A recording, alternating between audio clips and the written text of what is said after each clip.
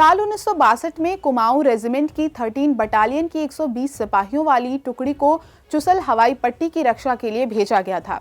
इसके जवान हरियाणा से थे, जिन्हें 2 दिन के नोटिस पर जम्मू और कश्मीर के बारामूला से यहां लाया गया था। इन जवानों ने अपनी जिंदगी में कभी बर्फ गिरते देखी ही नहीं थी, जिसके चलते इन्हें ऊंचाई और सर्दी की आदत नहीं थी।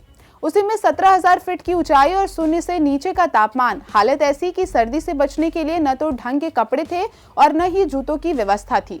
इस समय इनके पास जर्सियां, सूती पतलूने और हल्के कोट थे।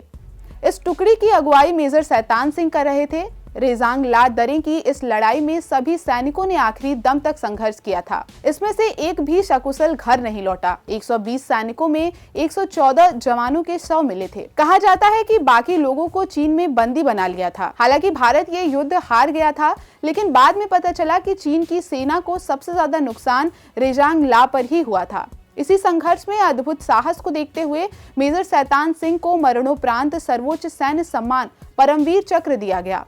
साथ ही जिस जगह मेजर शैतान सिंह का पार्थिव शरीर मिला था, उसी जगह इनका मेमोरियल बनाया गया था। बीते दिनों मेमोरियल के बफर जोन में होने के चलते इनके ध्वस्त होने की जानकारी सामने आई है। दरअसल 25 दिसंबर को लद्दाख ऑटोनॉमस हिल डेवलपमेंट काउंसिल के पूर्व सदस्य और चुसल के पार्षद खोंचोक स्टांजिन ने एक पोस्ट में लिखा, रेजांग ला का ये ऐतिहासिक स्थल सी काय 13 कुमायूं के साहसी सैनिकों के सम्मान में बेहद महत्व रखता है।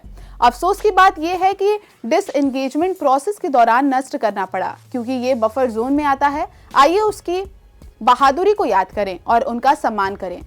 आपको बता दें कि इस पोस्ट में जिस डिसएंगेजमेंट प्रोसेस की बात की जा रही है वो साल 2020 से जुड़ी है। साल 2020 में भारत और चीन के सैनिकों के बीच गलवान में मुठभेड़ हुई थी, जिससे 20 भारतीय जवान शहीद हुए थे, जबकि आधिकारिक घोषणा के मुताबिक 4 चीनी सैनिक भी मारे गए थे। वार्ता के बाद दोनों देशों के सैनिक 4 जगहों पैगोग एरिया, गलवान में PP-14, गोगरा में PP-17 और हार्ट स्प्रिंग एरिया में PP-15 से पीछे हटे। अब इसी के बारे में कहा जा रहा है कि वहां पर बफर जोन बना दिए गए थे और सभी परमानेंट स्ट्रक्चर को भी हटाया गया था। इसी बफर जोन में मेजर शैतान सिंह का मेमोरियल भी था, जिसे तोड़ दिया गया था। इस बयान के बाद से इस मुद्दे पर विवाद जारी है। हालांकि लद्दाख से बीजेपी के लोकसभा सांसद जामयांग छेरिंग नामग्याल का कहना है कि पुराना मेमोरियल बहुत छोटा था, इसलिए इसे तोड़कर नया बनाया जाएगा। इस तरह से मेजर शैतान सिंह का बड़ा मेमोरियल उनके बलिदान की महिमा के मुताबिक होगा। नामग्याल ने यह भी कहा था कि पुराना मेमोरियल हटाकर नया बनाना किसी तरह से बफर जोन से जुड़ा नहीं है। क्या भारत सरकार ने ये कहा है कि कोई बफर जोन बनाया गया है? जो कह रहे हैं कि उस इलाके को नो मेंस लैंड बना दिया गया है, वो सच नहीं बोल रहे हैं। चुशुल की आबादी वहीं रह रही है और वहां की सड़कें भी वैसी ही हैं।